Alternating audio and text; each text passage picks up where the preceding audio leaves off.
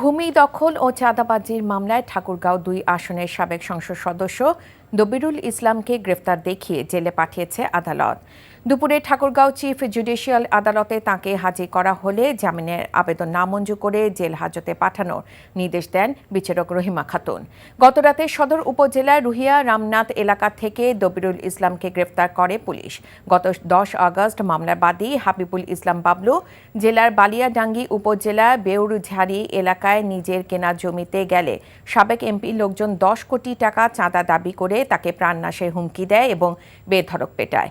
এ ঘটনায় গত ৩ সেপ্টেম্বর হাবিবুল ইসলাম বাবলু বাদী হয়ে সাবেক সংসদ সদস্য দবিরুল ইসলাম সহ ২৮ জনকে আসামি করে মামলা দায়ের হয়েছে। সাময়িক বিচ্ছেদ শক্ত বাঁধন তৈরি করে।